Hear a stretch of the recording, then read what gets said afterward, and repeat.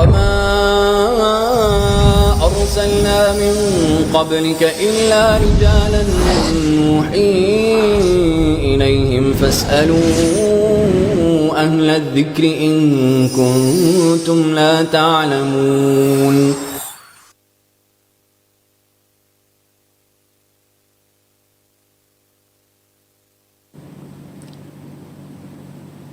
Baik. Bismillahirrahmanirrahim. Assalamualaikum warahmatullahi wabarakatuh.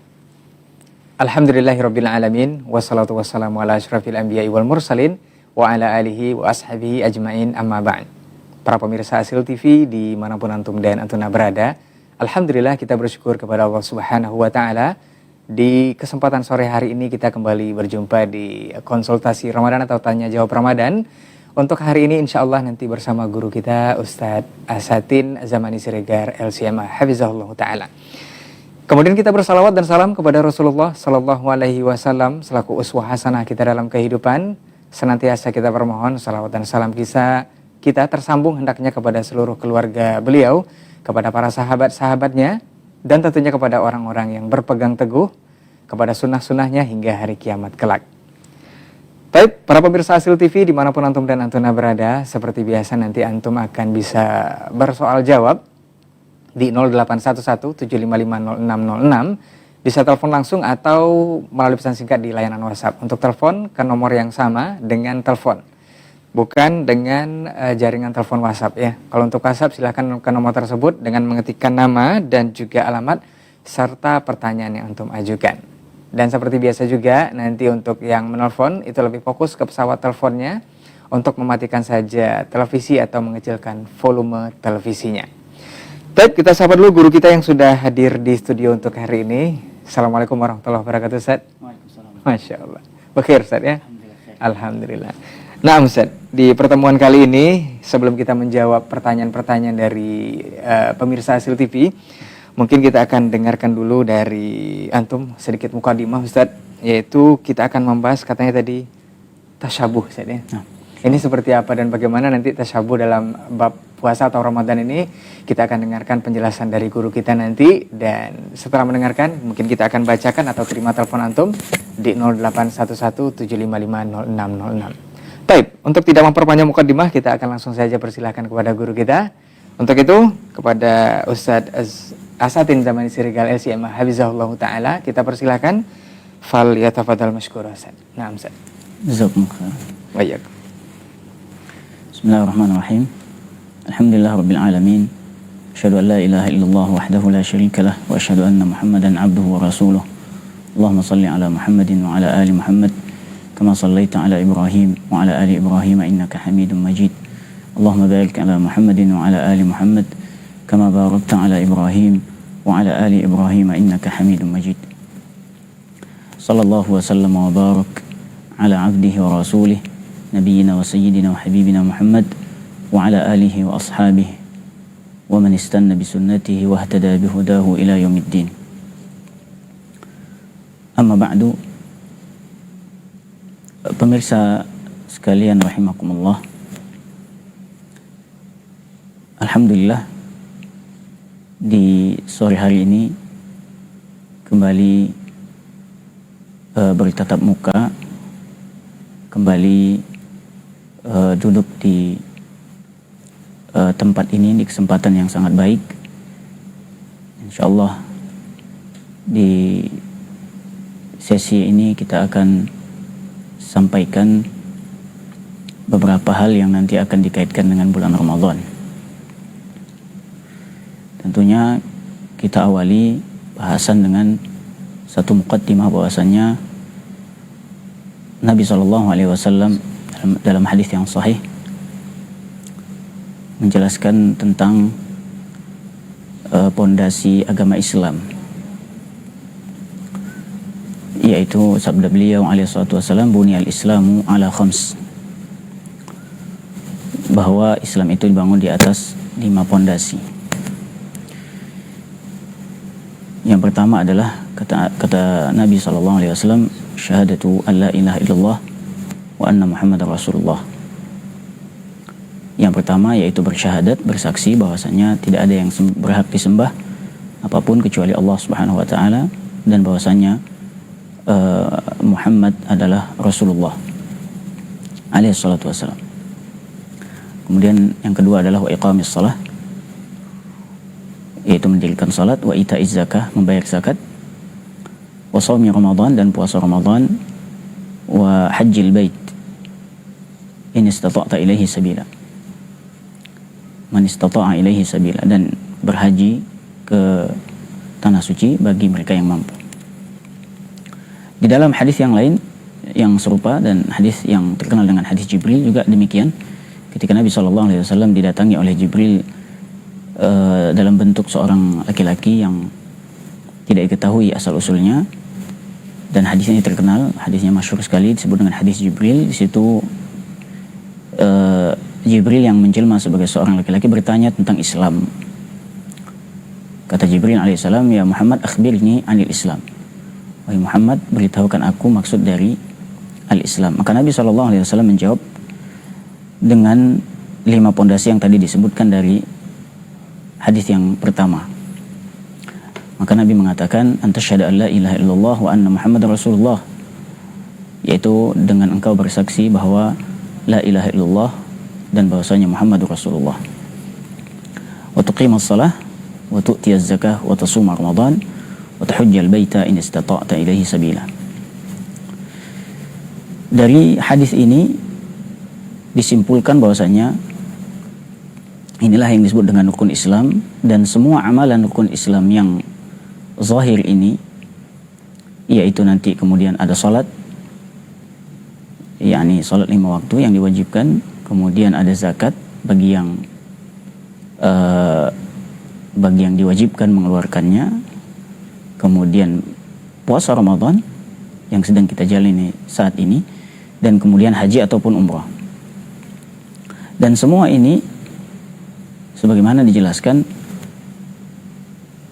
pertama adalah dengan syahadatu alla ilaha illallah wa syahadatu anna Muhammadar Rasulullah, sehingga memberikan penjelasan makna bahwasanya keempat amalan rukun Islam tadi mesti dibangun di atas la ilaha illallah Muhammadur Rasulullah. Artinya semua yang berkaitan dengan amalan-amalan itu dan yang mengikutinya,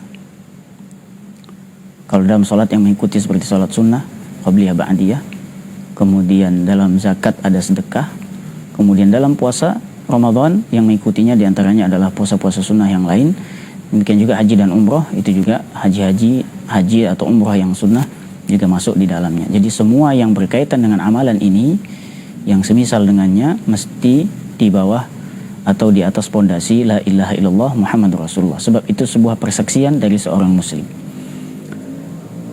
Maka dalam hal ini dituntut semua amalan itu mesti tertuju kepada Allah dan sesuai dengan apa yang dijalankan dan diajarkan oleh syariat Nabi Muhammad SAW. Karena yang mengajarkan itu semua tentunya adalah beliau, Nabi kita yang mulia SAW.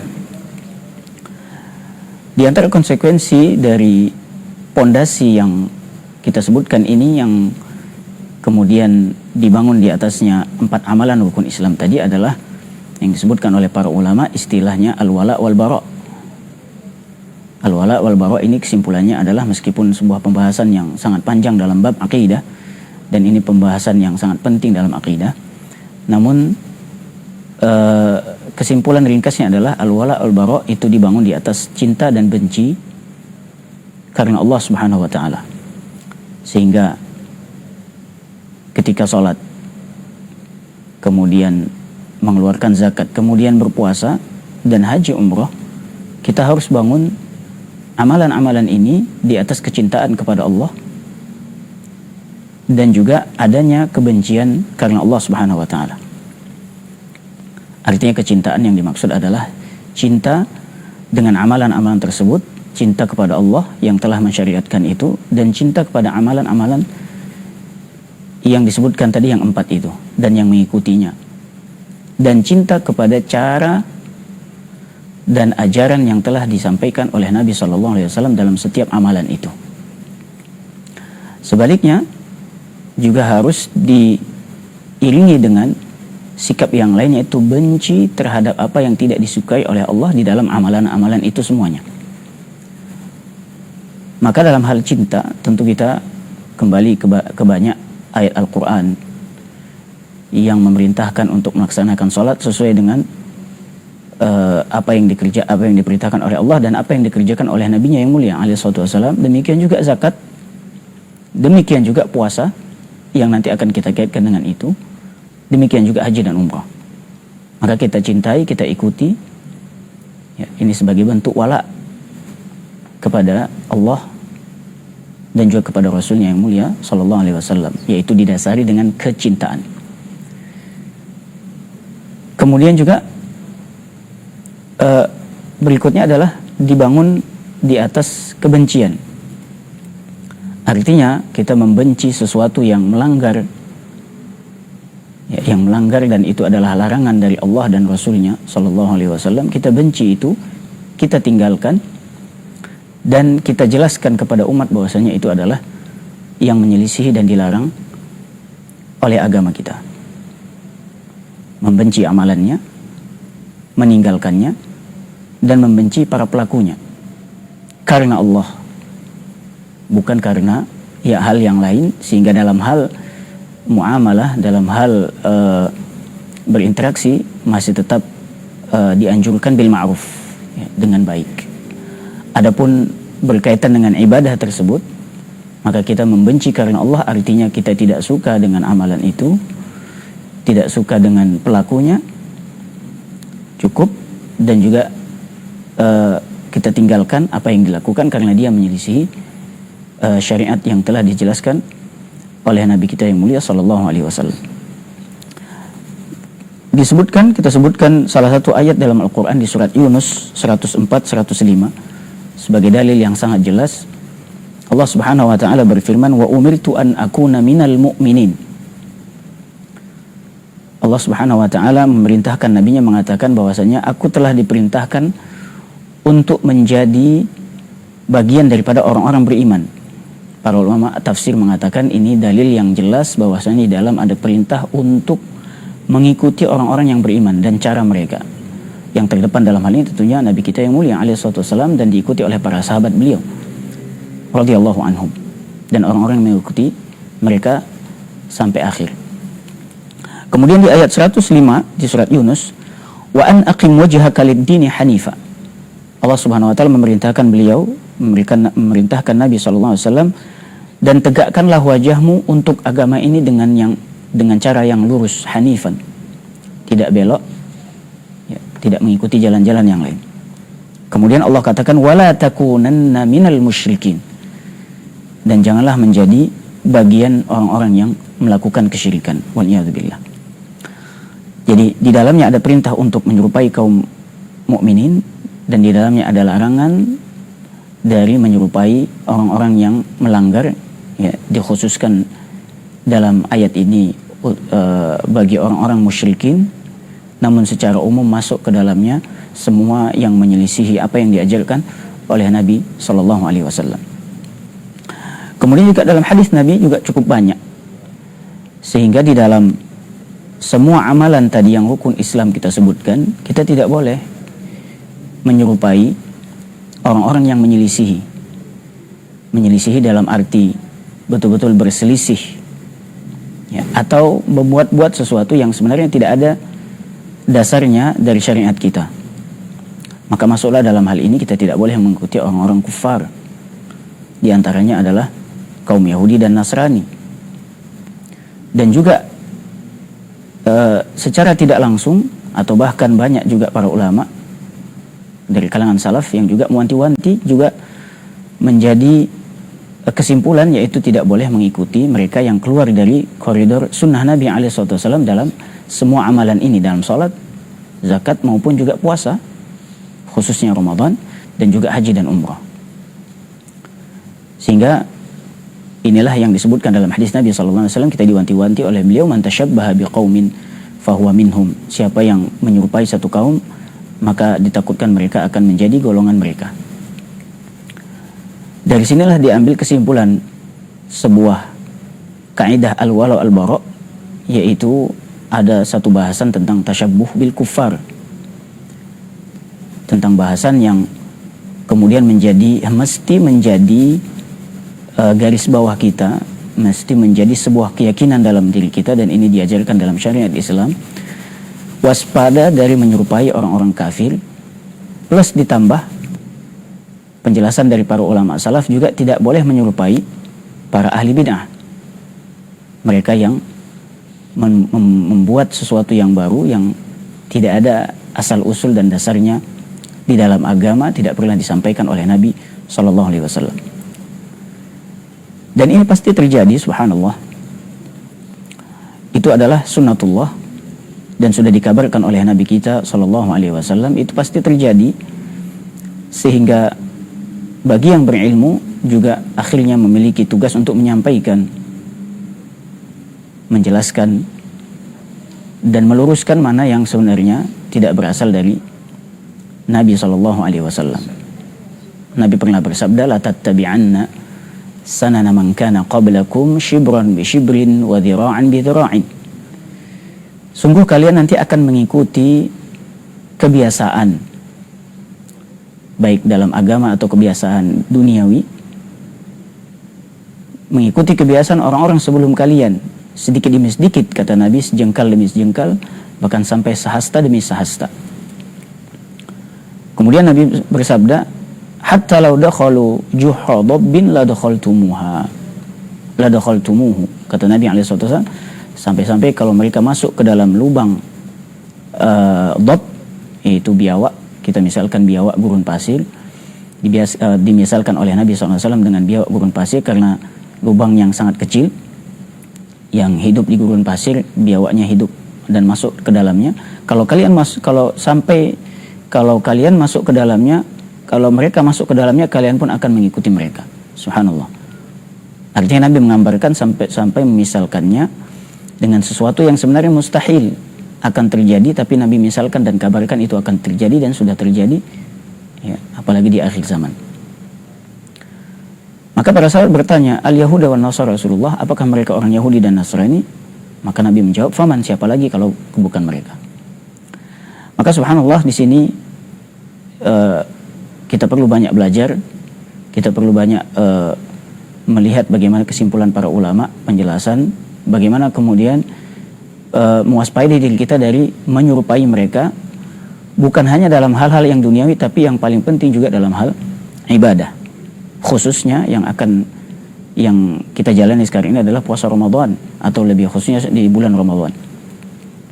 Maka perlu diwanti-wanti, dan ini sudah menjadi arahan dari Nabi kita yang mulia Sallallahu Alaihi Wasallam terkait dengan ini. Dan hubungannya dengan bulan Ramadan adalah ya seperti yang kita ketahui bersama, setidaknya ada tiga poin, meskipun sebenarnya ada lebih daripada itu, ya, akan tapi yang diisyaratkan oleh para ulama yang cukup besar adalah tiga hal. Yang pertama adalah masalah sahur. Nabi SAW bersabda, tasahharu fa inna fis sahuri barakah. Bersahurlah kalian, ya, ambillah makan sahur, karena di dalam sahur itu ada keberkahan. Subhanallah, ini dalil yang sangat jelas, ya, bahwasanya Nabi memerintahkan kita untuk mengambil bagian meskipun sedikit untuk bisa menyantap sahur,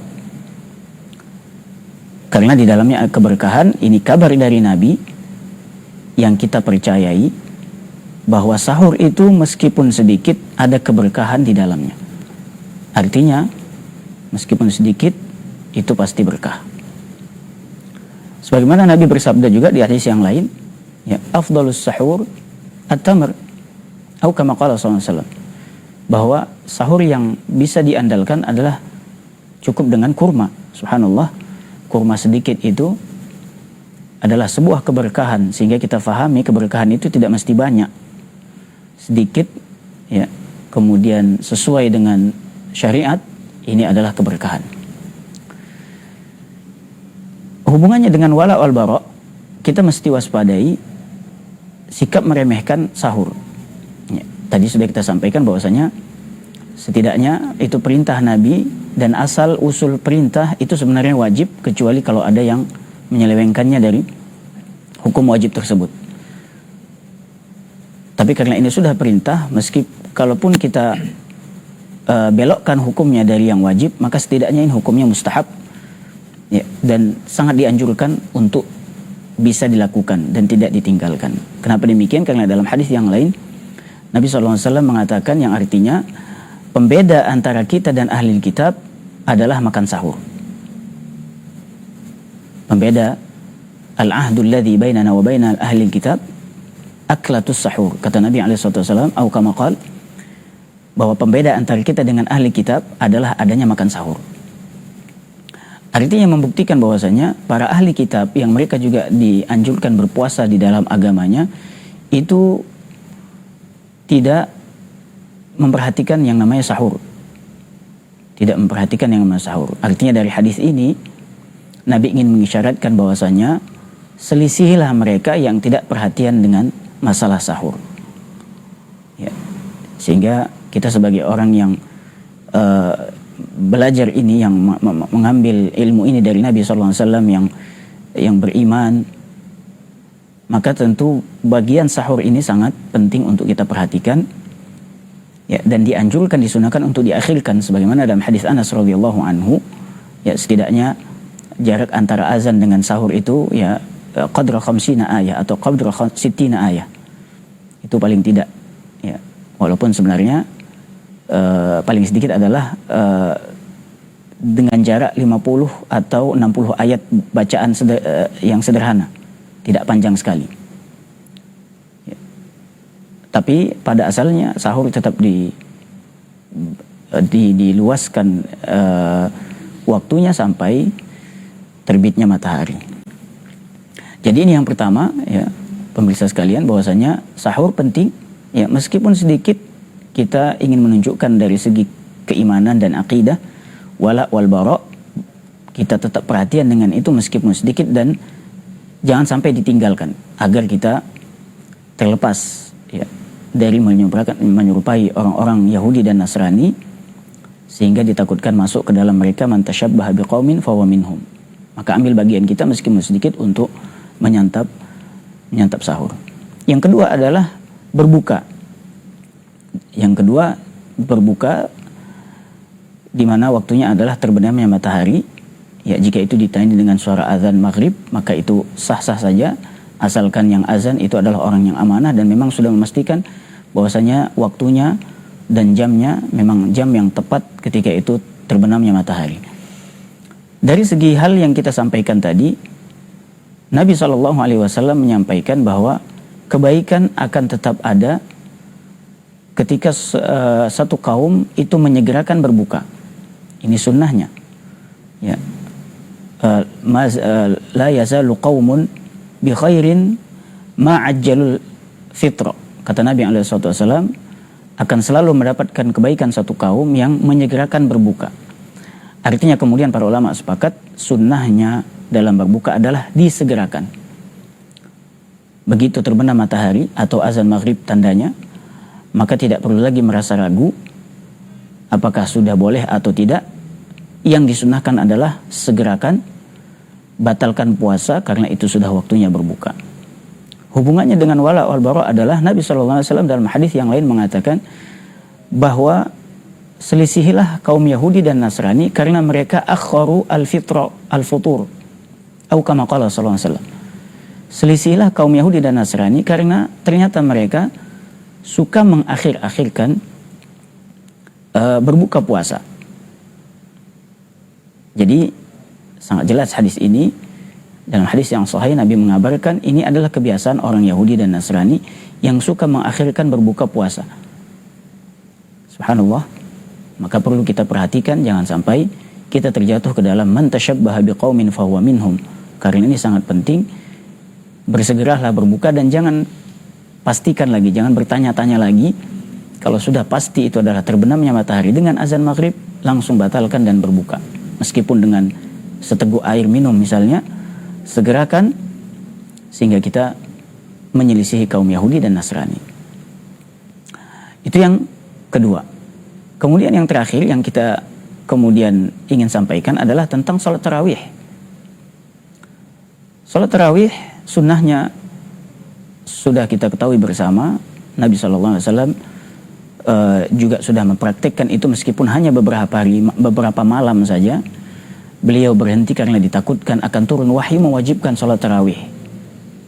Sebagai bentuk kasih sayang kepada umatnya, beliau berhenti dari mengerjakan itu di zamannya, dan beliau SAW kemudian tidak melanjutkannya secara berjamaah. Akan tapi di zaman Umar itu dilanjutkan, sebagaimana kita di zaman Umar bin Khattab ketika beliau menjadi khalifah. Salat tarawih sunnah, ya, dan sangat baik sekali, sangat dianjurkan sekali untuk kita perhatikan sebagai bentuk menyelisihi kaum Syiah Rafidhah yang ternyata mereka benci dan menyatakan bahwasanya salat tarawih itu tidak ada. Salah satu dasarnya adalah karena ini dilanjutkan sunnahnya oleh Khalifah Umar bin Khattab radhiyallahu anhu, dan kita tahu Syiah Rafidhah sangat membenci beliau radhiyallahu anhu, bahkan mengkafirkannya, naudzubillah. Maka ma'asyiral muslimin, pemirsa sekalian yang budiman rahimakumullah, 3 hal ini setidaknya bisa kita isyaratkan mesti diperhatikan, menyegerakan perhatian dengan sahur meskipun sedikit, kemudian menyegerakan berbuka, dan juga sangat perhatian dengan sholat tarawih. Kita cinta dengan sholat tarawih dan semampunya kita ikuti apa yang kita bisa untuk mengerjakan sholat tarawih, apalagi sholat bersama imam, ini pahalanya luar biasa, supaya keluar dari tasyabbuh dengan orang-orang yang menyelisihi ajaran Nabi Muhammad SAW. Semoga bermanfaat dan bisa menjadi renungan untuk kita semuanya. Semoga Allah mudahkan kita di bulan Ramadan ini. Demikian, wallahu a'lam, sallallahu wasallam wa baraka ala abdihi wa rasulih nabiyina wa sayyidina wa habibina Muhammad wa ala alihi wa sahbihi ajma'in walhamdulillahi rabbil alamin. Baik, barakallahu fiik Ustaz. Jazakallahu khairan untuk materi kita untuk hari ini, untuk pendahuluannya di bab tasyabuh. Ternyata untuk bab Ramadan atau puasa ini juga berkaitan dengan hal yang sudah disampaikan oleh guru kita tadi, dan kita khawatir dengan 3 poin tadi perlu dijaga untuk waktu sahur, kemudian berbuka, dan juga sholat tarawih. Mudah-mudahan ini menjadi perhatian kita bersama dan menjadi ilmu juga untuk kita yang menyimak di kesempatan hari ini. Baik Ustaz, kita akan jawab beberapa pertanyaan yang masuk di layanan WhatsApp kita. Juga kita akan tunggu telepon antum. Yang ingin bergabung silahkan ke 0811-755-0606. Kita bacakan pertanyaan yang ada di layanan WhatsApp. Mohon izin Ustaz, kita bacakan yang pertama. Bismillah, assalamualaikum warahmatullahi wabarakatuh Ustaz. Waalaikumsalam. Semoga Ustaz dan tim dijaga Allah tabaraka wa ta'ala senantiasa. Mau bertanya Ustaz, Ustaz, lebih afdal mana sholat tarawih di tempat atau di dekat rumah yang di sana ada bacaan-bacaan di sela-sela sholat tarawihnya berupa sholawat dan juga ada penceramah wanitanya, dibanding sholat tarawih yang sesuai dengan sunnah insyaallah, tetapi masjidnya jauh dari tempat kediaman anak. Mohon nasihatnya Ustaz, jazakallahu khairan. Naam Ustaz. Wa jazakumullah khairan. Salat sunnah tetap hukumnya sunnah. Salat tarawih hukumnya sunnah. Sehingga kalau sekiranya bisa ke masjid yang lebih tenang dan tidak mengadakan hal-hal yang di luar daripada syariat Nabi Muhammad SAW, dan tidak keberatan, tidak ada kesulitan datang ke sana meskipun jaraknya jauh, ya, maka lebih baik mengikuti itu, ya, sehingga tidak terganggu dengan amalan-amalan yang sebenarnya tidak ada asal usulnya. Ya, kita sepakat, kita sampaikan di sini bahwa apa yang ada, yang terjadi, yang diamalkan, ada bunyi-bunyi selawatan dan yang lainnya. Memang betul kalau kita cari di buku-buku fikih pun ini tidak ada asal usulnya. Buku fikih Syafi'iyah, buku fikih Hanafi, buku fikih Hambali, Maliki, nggak ada. Ya, jadi jika memang yang bertanya ingin selamat dari situ, kemudian tidak ada halangan atau tidak kesulitan untuk dapat masjid yang tadi disebutkan, artinya di perjalanan juga tidak terhalangi, kesananya juga mudah meskipun jarak jauh, bisa jadi ya, jalannya mungkin bagus dan tidak terhalangi, ini lebih baik. Kalaupun tidak, maka kita rasa nggak masalah dia mungkin sholat tarawih di rumah untuk menjaga bagian-bagian yang sebenarnya dia tidak setuju dengan. Apalagi tadi disebutkan penceramah wanita, ya subhanallah, ar-rijalu qawwamuna 'alan nisa.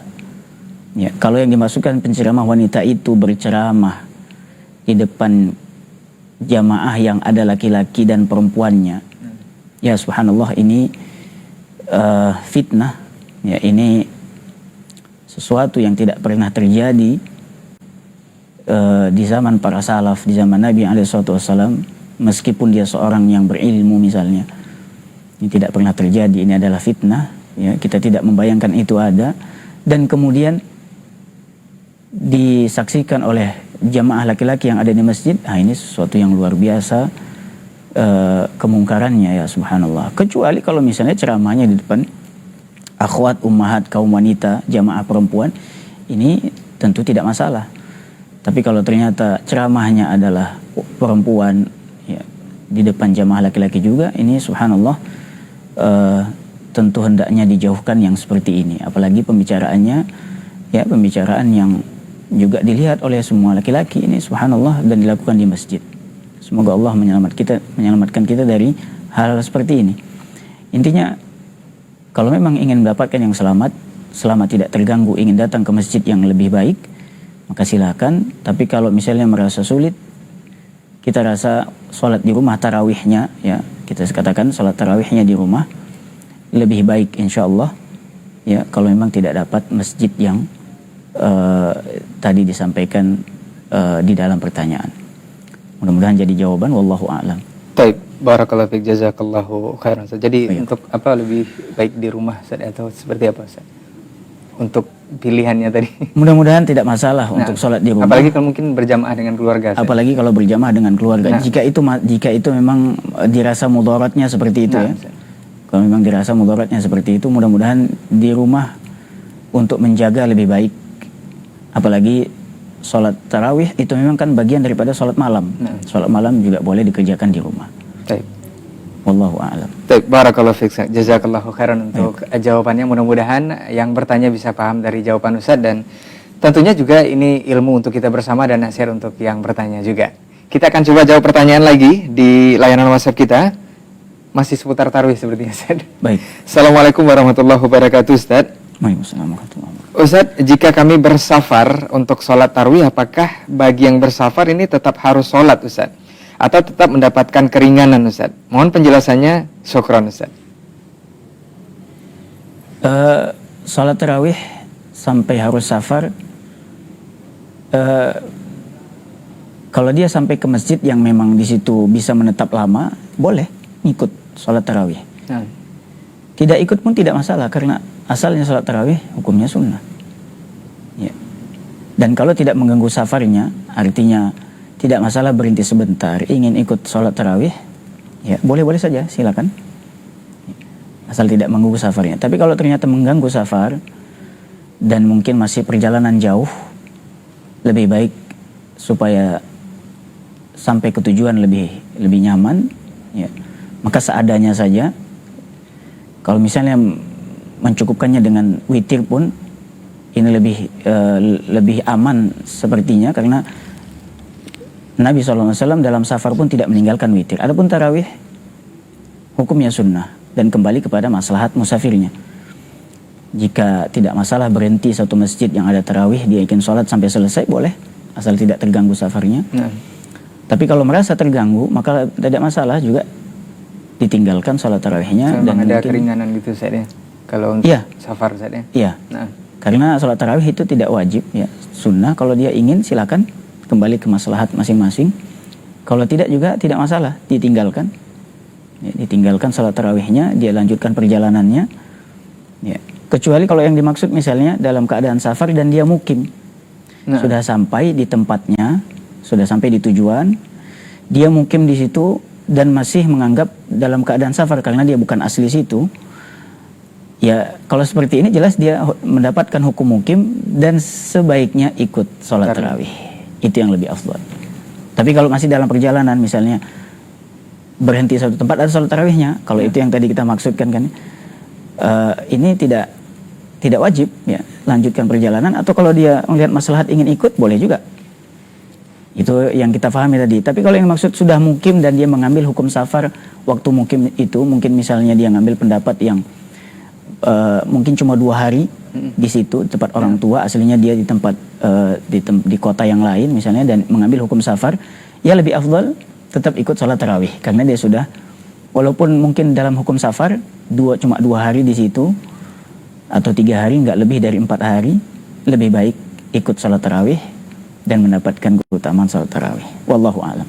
Afwan Ustaz, kalau yang misalnya tarawihnya tidak dikerjakan karena safar tadi Ustaz, ini ada qadhanya nggak Ustaz? Kan berarti nggak salat tarawih itu Ustaz. Iya. Ini muncul ini Ustaz. Ya, sholat sunnah aslinya tidak ada qadha. Nah, Artinya kalaupun ditinggal tidak ada tuntutan qadha. Ya, yang qadha sholat tarawih hukumnya sunnah, jadi tidak ada di qadha. Artinya kalau misalnya pun di hari itu karena dia safar tidak dapat sholat tarawih, tidak masalah. Akan tapi sebagaimana tadi yang disampaikan, kalau bisa dapat witir lebih baik 3 atau 1 rakaat, karena yang witir itu tidak pernah ditinggalkan oleh Nabi SAW, baik di mukim ataupun safar. Itu saja. Kalau tarawihnya tidak ada qadha. Kalau memang tertinggal karena safar, ya sudah, kita lewat saja. Wallahu a'lam. baik, barakallahu fiik, jazakallahu khairan untuk jawabannya. Semoga saudara kita yang bertanya untuk persoalan sholat tarawih dalam kondisi safar ini bisa paham dari Ustaz. Kita lanjut ke pertanyaan berikutnya. Bismillah, assalamualaikum Ustaz. Waalaikumsalam. Ustaz, bagaimana cara menghilangkan rasa was-was Ustaz? Kadang saya merasa sudah berwudu, tetapi beberapa saat kemudian terasa belum berwudu Ustaz, balik lagi. Ini sering terulang. Apakah ini was-was atau seperti apa cara menghilangkannya? Nah, Ustaz. Ya, ini was-was dan itu adalah gangguan setan. Ya, ini penyakit yang mengerikan, penyakit yang bisa bahkan bikin keraguan di dalam agama. Bagaimana cara menghilangkannya? Yang pertama ta'awudz, ya, berta'awudzlah dari syaitan karena itu gangguan syaitan. Ya, kemudian yang kedua berlatih atau kita katakan yakin, ya. Tetap harus yakin, jangan munculkan keraguan sedikit pun. Apalagi kalau amalan itu sudah jelas dilakukan. Ya, sudah jelas dilakukan. Sudah yakin. Ya, jadi yang pertama tadi ta'awudz, yang kedua yakin, yang ketiga ini juga penting adalah belajar. Belajar artinya kembalikan itu kepada ilmu yang benar, yang sahih dari sunnah Nabi SAW dalam setiap amalan, bagaimana praktiknya. Dalam hal ini misalnya wudu, maka kita pelajari lagi wudu Nabi itu seperti apa. Nah, kalau sudah didasari dengan ilmu, munculkan keyakinan. Sudah, kalau muka wajah sudah dibasuh atau dicuci seperti ini, cukup ya sekali, batasnya sampai 3 kali. Cukup yakinkan, jangan munculkan keraguan. Ya, itu rumusnya ya. Kemudian kalau tiba-tiba ada yang muncul, isti'adzah. Ya, a'udzubillahi minasyaitonirrajim, karena itu gangguan dari setan dan perlu diwanti-wanti hal yang seperti ini, karena was-was ini penyakit yang sangat berbahaya. Bahkan ya sebagian ahli ilmu mengatakan ini ditakutkan bisa mempengaruhi keyakinan kita. Sebagaimana pengalaman kita pernah didatangi oleh seorang seperti itu, dan awalnya hanya bertanya bagaimana ya setiap selesai wudhu saya merasa ada sesuatu yang bergerak di bagian dubur, mohon maaf ya. Itu hari pertama menjumpai seperti itu, dan kita katakan nggak ada, itu jangan dianggap, wudhumu tetap sah dan lanjutkan sholat ya, selama tidak ada bau dan juga tidak ada angin yang keluar, maka itu tidak boleh dianggap. Hilangkan itu, jangan ragu, yakinkan sudah wudhu, lanjutkan untuk melaksanakan sholat. Di hari berikutnya ternyata tiba-tiba bertanya lagi tentang keraguan dia kepada Allah Subhanahu wa taala. Dari sini kita subhanallah menjadi pengalaman kita betul-betul bahwasanya dia yang disampaikan oleh sebagian ulama, hati-hati, penyakit was-was ini bisa mempengaruhi keyakinan kita seperti yang saya alami, yang kita alami itu. Di hari pertama dia bertanya tentang itu, tiba-tiba di hari esoknya dia menyatakan yang seperti itu, waliyadzubillah. Akhirnya kita nasihati bahwa itulah pengaruhnya. Jadi maka ya ketika dia muncul seperti itu ada keraguan, maka kita sampaikan qul amantu billah, qul amantu billahi wahdah, katakan bahwa saya beriman kepada Allah Subhanahu wa taala. Hilangkan itu, berta'awudz ya, karena itu gangguan syaitan. Tetap munculkan keyakinan dan hilangkan rasa was-was ini yang bisa terjadi ke setiap orang. Bahkan yang pernah belajar pun ditakutkan itu terjadi, baik dalam wudu ya. Kalau tadi misalnya merasa sudah wudu, tiba-tiba merasa setelahnya kok belum, ini jangan ya. Pastikan memang itu sudah wudu. Setelah itu selesai, udah yakin, lanjutkan untuk baca Quran atau sholat. Jangan munculkan lagi kok kayaknya tidak, sepertinya tidak wudu, ini tidak boleh ya. Hilangkan itu, buang itu semua, isti'adzah, a'udzubillahi minasyaitan, lanjutkan dan yakin bahwa kita sudah taharah. Lanjutkan ya, kecuali ketika selesai dari situ kemudian keluar angin, mohon maaf ya, atau ada hal yang lain membatalkan, maka itu oke. Berarti wudunya batal dan dia harus berwudu kembali. Sekali lagi, was-was penyakit yang mengerikan, maka harus hati-hati dengan penyakit yang seperti itu dan hilangkan itu dengan tadi yang kita sampaikan, ilmu, yakin, dan juga banyak beristi'adzah, mengucapkan a'udzubillahi minasyaitonirrajim. Semoga bisa menjawab bagi yang bertanya, dan semoga Allah, kita doakan juga semoga Allah Subhanahu wa taala memudahkan bagi beliau yang bertanya tadi supaya dihilangkan dari rasa was-was di dalam semua ibadah, khususnya dalam wudu. Wallahu a'lam. Baik, barakallahu fiik, jazakallahu khairan untuk jawaban dan juga nasihatnya mengenai pertanyaan dari saudara kita tentang was-was tadi. Ini subhanallah, dari hal kecil ini bisa merembet ke keyakinan, Ustaz ya. Betul, bisa jadi, subhanallah.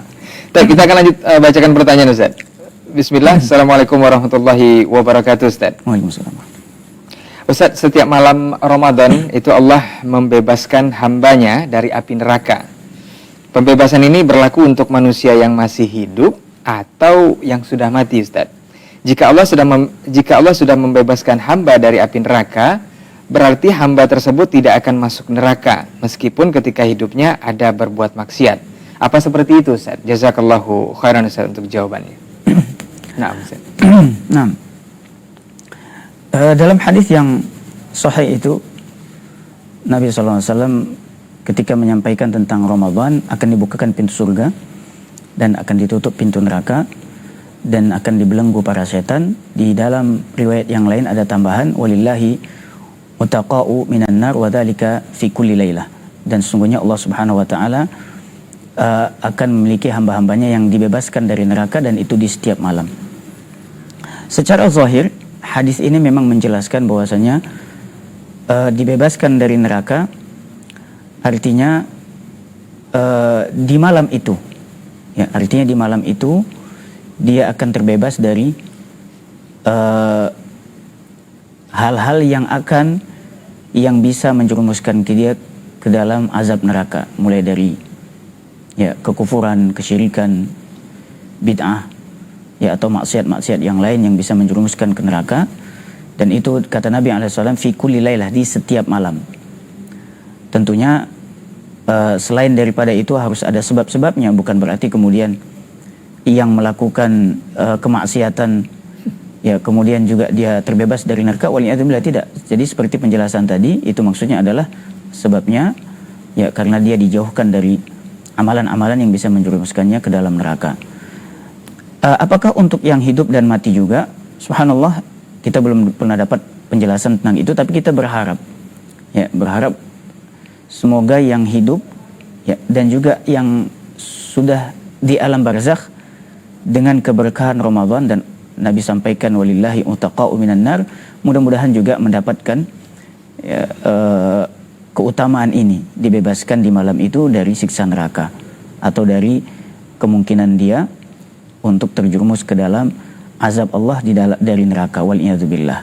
Meskipun tidak kita dapati penjelasan ini, belum kita dapati, tapi kita berharap ya, berharap dan berdoa, apalagi tentu yang mereka adalah seorang muslim yang mungkin pernah melakukan dosa, kemudian di alam kubur dengan berkahnya Ramadan, dan dia juga ketika hidupnya mengikuti dan melaksanakan puasa Ramadan, menjaganya dan seterusnya, mudah-mudahan juga bisa masuk ke dalam keutamaan ini, walillahi utaqa'u minan nar. Ya. Tapi bukan berarti kemudian seterusnya dia akan dibebaskan dan kemudian akan terbebas dari azab neraka. Ya, kita nggak tahu, ya, kita tidak tahu apa yang terjadi di hari akhir nanti, karena semuanya ya akan kembali kepada masyiatullah, kehendak Allah. Ya, asal bukan mengerjakan kesyirikan, itu kembali kepada masyiatullah, dan kita berharap mudah-mudahan utaqa'u minan nar di sini juga berlaku bukan hanya ketika hidup, tapi juga setelah mati dan juga nanti setelah dibangkitkan kembali oleh Allah Subhanahu wa taala. Mudah-mudahan bisa menjadi jawaban ini, wallahu alam.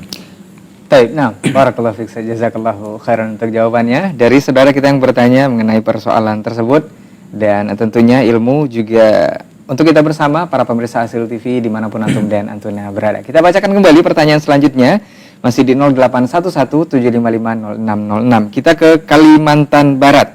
Assalamualaikum Ustadz, Ana Zul dari Kalimantan Barat. Izin bertanya Ustadz. Kemarin malam imam kami waktu sholat witir itu langsung berdiri dan melanjutkan bacaan, walaupun makmum sudah bertasbih witir pertama atau yang 2 rakaat Ustaz. Dan mendekati salam baru sujud sahwi, baru kemudian dilanjutkan lagi sholat witir 1 rakaat. Mohon pencerahannya Ustaz, sudah benarkah yang ditunaikan oleh imam kita tersebut? Jazakallahu khairan Ustaz. Sholat witir boleh dilakukan terpisah, boleh juga tersambung. Mungkin yang kita pahami dari soal tadi bahwa imamnya merasa mungkin ketika 2 rakaat salam itu mungkin merasa itu salah ya. Makmumnya merasa salah. Zat. Makmumnya merasa salah kemudian ditasbihkan. Naam. Subhanallah, justru sebaliknya. Ya. Makmum yang harus diajarkan tentang ini bahwasanya boleh, ya, boleh untuk memisahkan sholat witir, ya, boleh juga secara langsung keseluruhan. Kalau misalnya kita biasa mengerjakan 3, boleh 2-1, 2 salam kemudian tambah 1, ya, kemudian salam. Dan ini yang sesuai dengan syariatnya, ya, sesuai dengan sunnahnya, boleh. Boleh juga dilanjutkan kalau 3, maka berlanjut 3 tanpa tasyahud di rakaat kedua. Ya, jadi dilanjutkan semuanya di rakaat kedua, tidak ada tasyahud, langsung berdiri. Kemudian lanjutkan bacaannya untuk rakaat ketiga. Kemudian salam setelah rakaat yang ketiga. Ya. Jadi kalau misalnya kemudian sesuai pertanyaan tadi, imamnya juga akhirnya terikuti dengan makmum Sujud sahwi dan akhirnya dia sujud sahwi, maka ditakutkan juga ternyata imamnya tidak faham.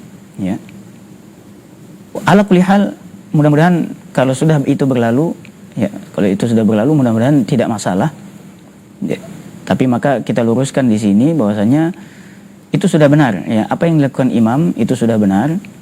Dia witir 2 salam, kemudian berdiri kembali untuk 1 rakaat, setelah itu salam, ini sudah benar. Ya, tidak ada yang terlupakan. Kalaupun dia melanjutkan sampai 3 rakaat langsung, ini juga betul, boleh, ya. Kemudian dia salam, ini juga betul, dan tidak ada yang harus diperbaiki dari situ. Maka dari sini jika tersampaikan jawaban ini, maka yang imam atau yang makmum yang mungkin merasa itu janggal harus menyampaikannya kepada jamaah yang lain bahwa itu tidak masalah. Ya, bukan harus diingatkan bahwa itu salah, ditasbihkan, dan apalagi ditutup, ya, dengan sujud sahwi. Ya, maka ini sebenarnya tidak perlu. Apa yang sudah berlalu mudah-mudahan tidak masalah. Tapi berikutnya mudah-mudahan bisa diperbaiki bahwa apa yang dilakukan imam itu sudah benar dan tidak perlu diperbaiki. Semoga jadi jawaban, wallahu alam. Barakallahu fiik, jazakallahu khairan Ustaz. Jadi semoga yang bertanya bisa paham dari jawaban Ustaz. Ini ada dua model tadi ya, dua versi Ustaz ya. Bisa 2-1, kemudian bisa 3 sekaligus Ustaz, ya, dengan tidak tasyahud ya. Mudah-mudahan ini menjadi jawaban dari Kalimantan Barat, saudara kita Zul di Kalimantan Barat, dan juga jemaah yang barangkali waktu itu melaksanakan sholat witir bersama imamnya. Baik, kita akan lanjut ke pertanyaan berikutnya. Assalamualaikum warahmatullahi wabarakatuh Ustaz. Waalaikumsalam. Kita coba terima telepon, Ustaz. Baik. Di 0811755606. Halo, Assalamualaikum. Waalaikumsalam. Halo, Assalamualaikum. Waalaikumsalam. Halo, Assalamualaikum. Waalaikumsalam warahmatullahi wabarakatuh. Baik. Nah, Kita coba sekali lagi. Halo, Assalamualaikum. Waalaikumsalam warahmatullahi wabarakatuh. Ya, halo, Assalamualaikum. Sudah tersambung kah? Ya, Baik, para pemirsa Hasil TV dimanapun antum dan antuna berada, untuk antum yang ingin menelpon bisa di 0811750606 melalui telepon langsung, dan insya Allah kita akan jawab pertanyaan yang antum sampaikan. Kita coba kembali untuk menerima telepon. Halo, Assalamualaikum. Waalaikumsalam warahmatullahi wabarakatuh. Ya, dengan siapa di mana Bapak? Zul Mahdi gitu ya, kamu Ustaz. Di Payakumbuh ya? Ya, Nah, silakan pertanyaannya kepada Ustaz, Pak.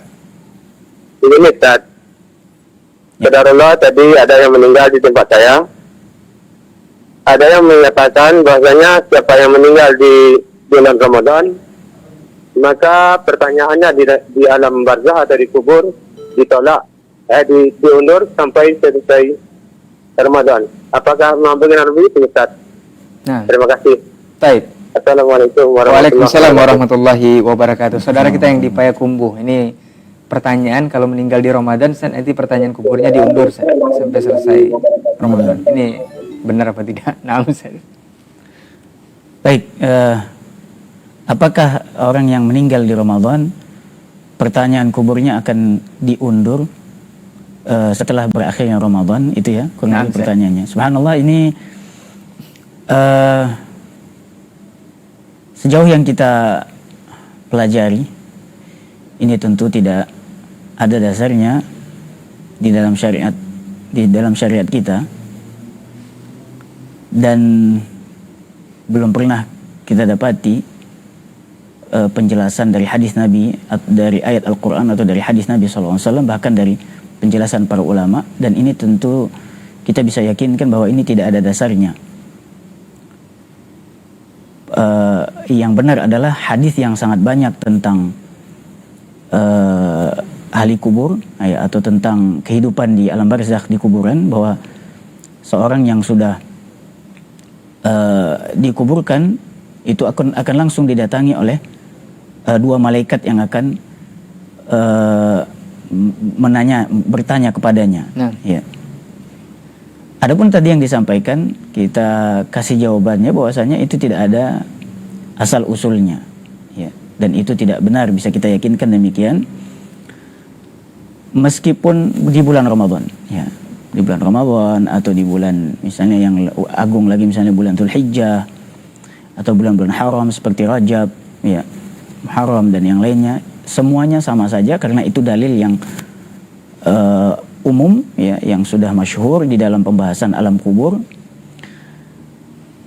Tentu yang disampaikan dalam pertanyaan tadi mesti harus, kalau itu ditetapkan demikian, harus mendatangkan dalil yang khusus. Nah. Artinya di dalam dalilnya atau di dalam hadis atau ayatnya ada pengkhususan, kecuali di bulan Ramadan maka akan diakhirkan setelah Ramadan. Sebab ini adalah masalah gaib, ya. Masalah gaib kita tidak bisa mengambilnya dari yang tidak tahu gaib itu, subhanallah. Yang tahu gaib hanya Allah Subhanahu wa taala, dan sebagian manusia pilihan, yaitu para nabi dan rasul, yang memang dapat hal gaib itu dari Allah Subhanahu wa taala, dikabarkan. Dan di dalam syariat kita, Nabi SAW sudah menyampaikan tentang itu secara gamblang, jelas, sudah menjadi pondasi di dalam akidah Islam, ya, bahwasanya akan setiap yang mati, ya, akan mendapatkan pertanyaan dari para malaikat. Maka tidak ada di dalamnya pengecualian di bulan Ramadan, akan diakhirkan setelah bulan Ramadan.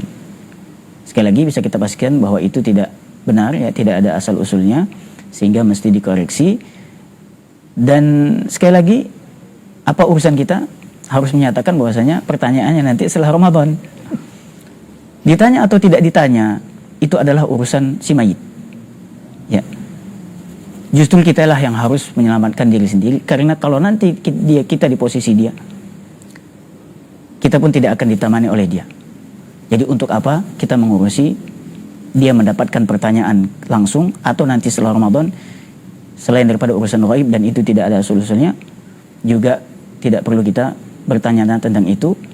Ya, yang penting kembali tetap intinya kepada apa yang disampaikan di dalam syariat kita oleh Allah Subhanahu wa taala, dan yang terpenting semuanya banyak disampaikan oleh Nabi kita yang mulia sallallahu alaihi wasallam. Semoga menjadi jawaban ya, wallahu a'lam. Baik, barakallahu fiik, jazakallahu khairan untuk jawaban dari saudara kita yang dari Payakumbuh tadi mengenai persoalan atau pertanyaan mayit di alam kubur yang diundur kalau semisalnya seseorang itu meninggal di bulan suci Ramadan. Dan ini tidak ada asal usul atau tidak ada dalil yang pasti atau yang sahih yang dikabarkan oleh Nabi kita Muhammad SAW tentang perkara ini. Mudah-mudahan ini menjadi ilmu untuk kita bersama dan menjadi perhatian juga karena ini adalah bab gaib ya. Baik, kita akan lanjut ke pertanyaan berikutnya dari saudara kita yang ada di Sumatera Barat juga, dari hamba Allah Sumatera Barat. Assalamualaikum warahmatullahi wabarakatuh, Ustadz. Waalaikumsalam warahmatullahi wabarakatuh. Ustadz, di kampung saya itu sholat tarwih dan witirnya lewat dari jam 12 malam, Ustadz. Kemudian setelah tarwih dan witir itu sebanyak 23 rakaat dilanjutkan dengan sahur. Apakah sahur seperti ini dibolehkan, Ustadz, sesuai penjelasan Ustadz tadi, atau seperti apa, Ustadz? Jazakallahu khairan. Nah, kalau yang berkaitan pertanyaan tadi tentang sahurnya, jika itu dilakukan memang agak cepat, sebenarnya tidak masalah. Yang penting dia sudah mengambil bagian untuk sahur, dan itu dilakukan mungkin melewati pertengahan malam. Tapi ya tentu menyelisihi yang lebih baik, sebagaimana yang diajarkan oleh Nabi yang mulia alaihi wasallam dengan mentakhir atau mengakhirkannya. Ya, jadi kalau tadi sifatnya adalah sholat tarawihnya panjang, ya, jika sampai sholat tarawihnya itu mungkin di jam 3 malam, ya, kemudian setelah itu langsung menyantap sahur, mudah-mudahan tidak masalah, ya. Dan ini bagian daripada mengambil keberkahan sahur, berarti dia juga ikut sahur, ya, ikut makan sahur. Apalagi waktunya sudah kita rasa tepat karena itu sudah lewat pertengahan malam, bahkan hampir masuk ke sepertiga malam. Namun menyelisihi yang lebih baik, ya. Wa khairul hadi hadi Muhammadin sallallahu alaihi wasallam, dan petunjuk yang lebih baik adalah petunjuknya Nabi alaihi wasallam, dan beliau selalu, bahkan ini ditetapkan oleh banyak ulama, ya, ditetapkan di dalam fikih puasa, bahwasanya sunnahnya yang lebih afdal adalah mengakhirkan sahur, ya, mengakhirkan sahur. Mudah-mudahan yang seperti itu tidak masalah, dengan catatan bukan berarti setelah dia sahur kemudian tidak boleh lagi makan. Nah, karena makan sahur itu waktunya diperluas sampai betul-betul masuk fajar shadiq atau terbitnya matahari, masuk waktu sholat subuh. Ya, dengan catatan seperti itu. Kalau misalnya mereka membakukannya, artinya setelah tarawih langsung sahur, setelah itu kalau sudah sahur nggak boleh lagi makan. Nah, mudah-mudahan tidak demikian. Kalau seperti itu maka dia akan jatuh ke dalam perkara yang lain, ya. Karena itu melarang orang untuk tetap makan sahur padahal waktunya belum habis. Kalau keyakinan itu tidak ada, ya, dengan catatan itu, maka insya Allah makan sahurnya di jam, misalnya jam 3 masih lama untuk waktu subuh, itu insya Allah tidak masalah, dan dia termasuk bagian yang sudah mengambil bagian sahur. Tetap yang lebih afdal adalah mengakhirkannya sebagaimana yang tadi disampaikan di muqaddimah. Semoga bisa jelas jawabannya, wallahu a'lam. baik, barakallahu fiik, jazakallahu khairan untuk jawabannya dari saudara kita mengenai persoalan makan sahur tadi, Ustaz, ya. Tapi kalau setelah makan sahur jam 3 itu nggak boleh makan lagi, keyakinannya itu jadi salah, Ustaz, ya? Ya, jadi keliru. Kalau dia meyakini, udah kita udah selesai makan sahur, abis ini tidak boleh lagi. Langsung menahan gitu, langsung Ustaz, menahan. Nah, itu yang keliru. Baik. Nah, Baik. Baik, jazakallah khairan untuk jawabannya. Semoga menjadi jawaban untuk yang bertanya, dan menjadi ilmu juga untuk kita bersama di kesempatan hari ini. Dan sepertinya Ustaz, kita itu adalah pertanyaan terakhir yang bisa kita bacakan Ustaz untuk hari ini. Dan sebagai penutup kita akan minta sedikit kesimpulan atau nasihat dari Ustaz. Fadhal Ustaz. Baik, bismillah, alhamdulillah, wassalatu wassalamu ala rasulillah wa ala alihi wa sahbihi wa man walah, amma ba'd. Pemirsa yang budiman rahimakumullah, kesimpulan yang ingin kita sampaikan adalah bahwasanya meskipun puasa itu adalah amalan yang zahir, tapi mesti kita perhatikan ada beberapa bagian yang juga sangat kuat hubungannya dengan puasa ini, baik yang berkaitan dengan akidah, kemudian berkaitan dengan amalan-amalan yang lain.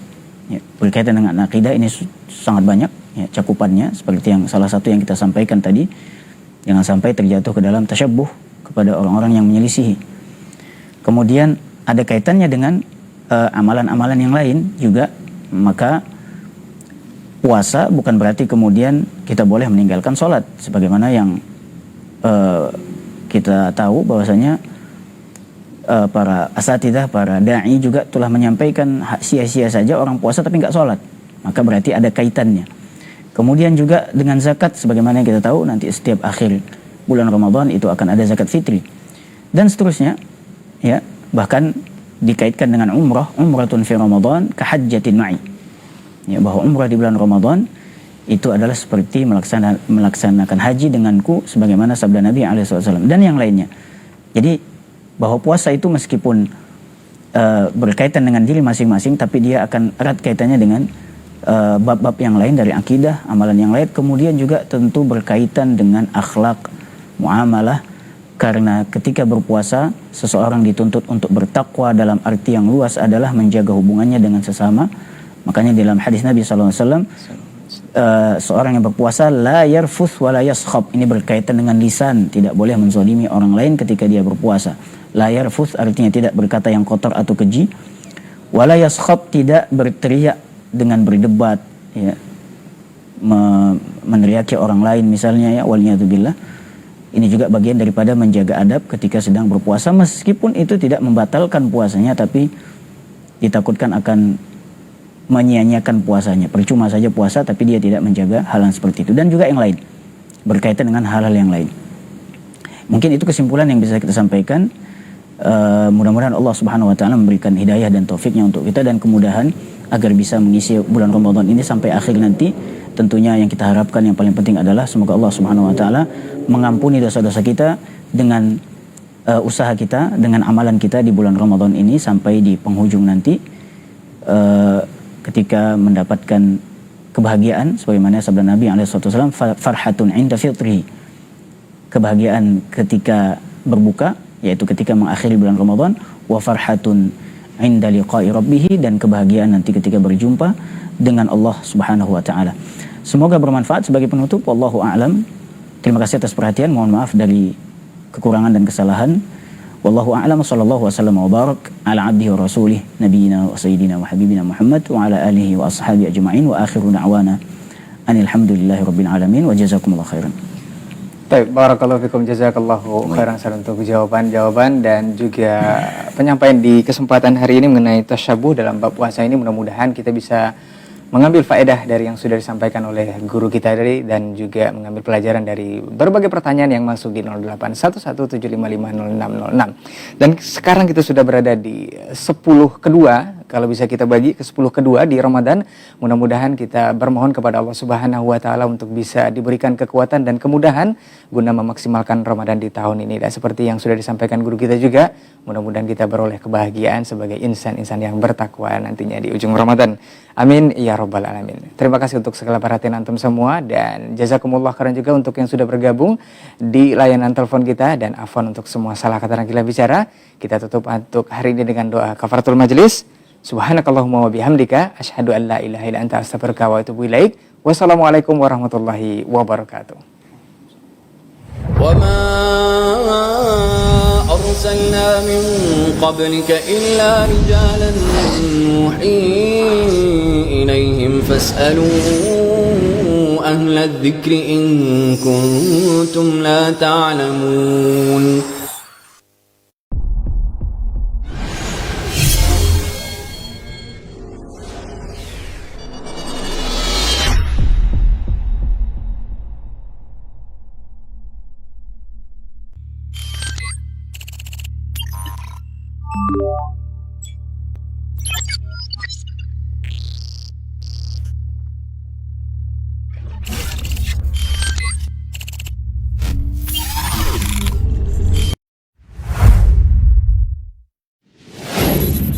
Assalamualaikum warahmatullahi wabarakatuh. Saudara-saudariku, para pemirsa Sil TV dimanapun Anda berada, himani wa rahimakumullah.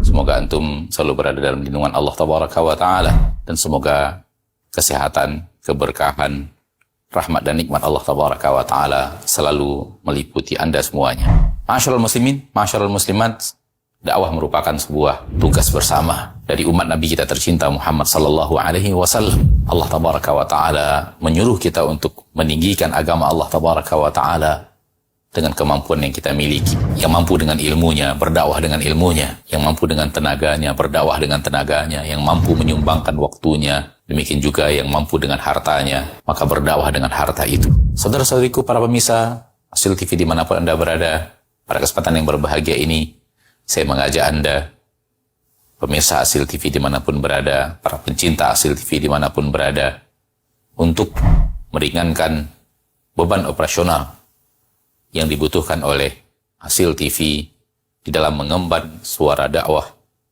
yang agung ini. Mari infakkan sebahagian daripada yang Allah Tabaraka wa Ta'ala mudahkan kepada kita, dari apa yang Allah rezekikan kepada kita, guna kepentingan syiar dakwah melalui media-media, di antaranya adalah Asil TV.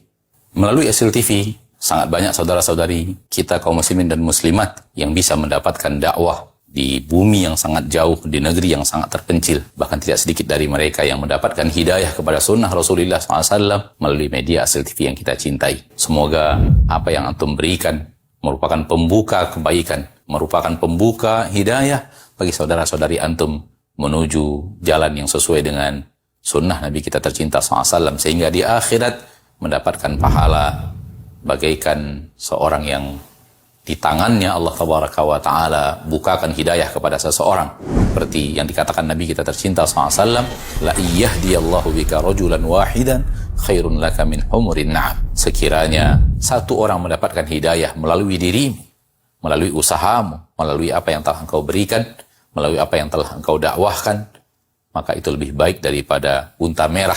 Sebagian para ulama mengatakan lebih baik daripada dunia dan perhiasannya. Sallallahu wasallam wa baraka wa an'am ala abdihi wa rasulihi Muhammad. Walhamdulillahi rabbil alamin. Assalamualaikum warahmatullahi wabarakatuh.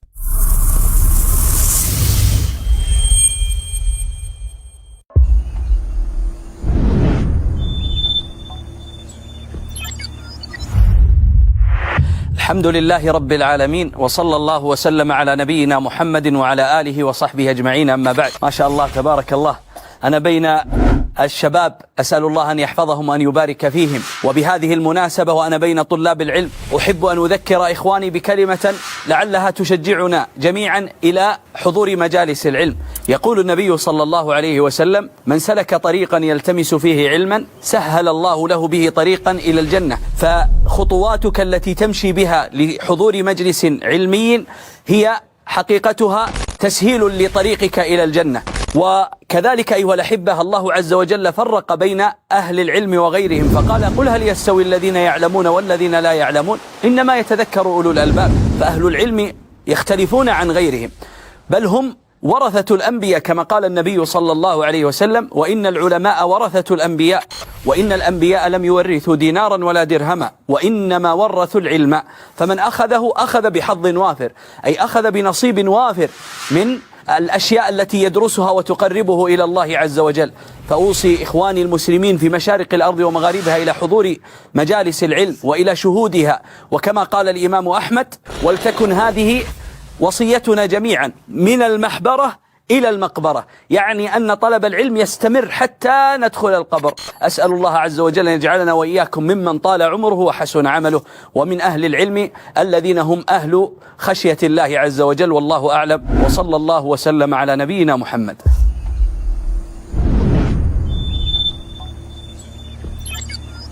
Jika seandainya seorang muslim dilarang melalaikan waktu pada setiap saat, maka melalaikan waktu pada bulan Ramadan adalah perbuatan bodoh. Jika seandainya seorang muslim dianjurkan untuk menggunakan waktunya dalam ketaatan, maka menggunakan waktu pada bulan Ramadan di luar ketaatan adalah tindakan yang dungu. Orang yang lemah, orang yang pemalas, 2 penyakit dari 8 penyakit yang harus dijauhi dari sifat seorang muslim. Disebutkan di dalam hadis sahih, Rasulullah SAW bersabda, "Al-kayyisu man dana nafsahu wa amila lima ba'dal maut." Orang yang pintar adalah orang yang mengekang jiwanya dan beramal untuk kematian. Wal ajiz, dan orang yang lemah, man atba'a nafsahu hawa, dialah orang yang mengikuti dirinya hawa nafsunya. Wa tamanna 'ala Allahil amani, kemudian berangan-angan kepada Allah Subhanahu wa taala dengan banyak berharap. Rasulullah SAW pada bulan Ramadan, beliau adalah orang yang paling dermawan. Rasulullah SAW mengatakan sebagaimana yang disebutkan oleh Abdullah bin Abbas, kana Rasulullah sallallahu alaihi wasallam ajwadun nas. Adalah Rasulullah SAW orang yang paling dermawan, orang yang paling dermawan. Wa ajwadu ma yakunu fi Ramadan, dan kedermawanan beliau berlebih-lebihan ketika bulan Ramadan. Dermawan. Jadi belajar dermawan, belajar bagaimana memposisikan harta. Kalau memang selama ini harta begitu kuat melekat dalam hati, mari kita mulai belajar sedikit demi sedikit. Kita angkat satu persatu, rupiah per rupiah di tangan kita, kemudian kita infakkan. Sehingga nantinya kita pada tingkat sahabat Rasulullah SAW dan para tabi'in, yang harta yang ada di tangan Allah lebih dia percayai daripada harta yang ada di tangannya. Itu yang disebutkan oleh Rasulullah SAW kepada Abdullah bin Umar. Dan alangkah banyaknya wasiat Rasulullah kepada Abdullah bin Umar. Az-zahid, al-abid, uzhad di dunya yuhibbukallah. Zuhudlah engkau di dunia, Allah akan mencintai engkau. Wazhad ma fi aidin nas yuhibbukat nas. Dan zuhudlah engkau yang ada di tangan manusia, niscaya manusia akan mencintai engkau. Itu wasiat Rasulullah SAW kepada Abdullah bin Umar. Jadi belajar. Kita sisihkan harta itu yang melekat kuat, 100 juta, 10 juta, 10 miliar kita sisihkan. Ya Allah, ini kita bayangkan bahwa harta yang kita infakkan itulah yang kekal. Rasulullah SAW mengatakan, mana qasa malun min sadaqah, tidak akan berkurang harta dari sedekah. Camkan itu. Belajar bagaimana kita yakini bahwa harta itu memang tidak akan berkurang. Belajar. Memang dia butuh belajar. Apa kata Abdullah bin Mubarak? Orang-orang dahulu mereka beribadah kepada Allah Azza wa Jalla, jiwa mereka tunduk kepada Allah. Sudah fitrahnya mereka tunduk. Jadi ketika berinfak, ketika beribadah, mereka sudah tunduk. Akan tapi zaman sekarang, yaitu zaman Abdullah bin Mubarak, salah seorang tabi'in, jiwa tidak lagi tunduk kepada kebenaran. Jiwa tidak lagi tunduk kepada peribadatan kepada Allah Azza wa Jalla. Maka saatnya lah pula kita memaksa jiwa tersebut. Saatnya pula lah kita memaksanya. Disebutkan bahwa salah seorang ulama ketika dia sudah letih beribadah pada malam suntuk penuh di dalam bulan Ramadan, kemudian orang berlari, dia disalami oleh orang dirinya, selamat saya ingin bekerja, selamat saya ingin mencari rezeki, selamat. Kemudian dia hendak pula pergi keluar masjid, hendak pula seperti orang lain bekerja seperti bekerja orang lain, hendak pula dia bekerja berusaha seperti berusaha orang lain, hendak pula dia sibuk seperti sibuk orang lain. Dia hendak pula jiwa yang lemah. Kemudian dia tawari dirinya, wahai diriku, kemana lagi engkau hendak pergi? Bukankah masjid Allah rumah yang terbaik? Bukankah masjid Allah tempat yang terbaik? Wahai diriku, kemana lagi engkau hendak pergi? Apakah engkau akan melihat rumah si fulan yang indah sehingga engkau akan memacu kepadanya? Apakah engkau akan melihat kendaraan si fulan yang indah sehingga engkau akan membeli seperti membelinya? Subhanallah. Beli akhirat wahai fulan, wahai jiwa, wahai diri. Beli, dipaksa dirinya sehingga duduk lagi tunduk kepada Allah SWT. Tidak bisa. Salah seorang ahli ibadah datang, jiwanya begitu kuat kepada nafsu, kemudian tidak wahai jiwa, tidak wahai jiwa. Diambilnya lilin, kemudian dia bakar. Kemudian dia letakkan ujung tangannya kepada ujung lilin tersebut. Kemudian dia mengadu, kemudian nafsunya masih menggelegar juga, nafsunya masih kuat juga, diletakkannya lagi. Apa katanya? Wahai diri, wahai jiwa, ini api lilin yang begitu kecil, engkau tidak kuat menahannya, apalagi api neraka yang sangat besar, apalagi azab Allah. Kemana engkau dengan maksiat kepada Allah Azza wa Jalla? Kemana engkau?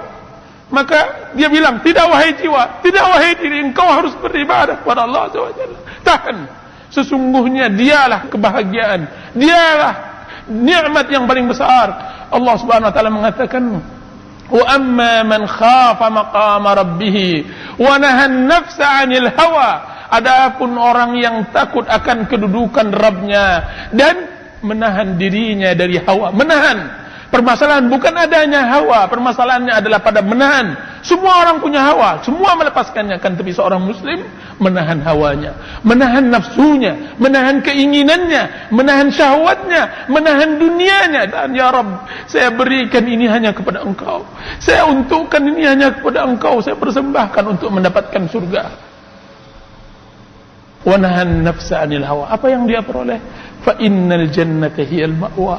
Sesungguhnya surgalah yang akan dia peroleh. Surga yang dia peroleh.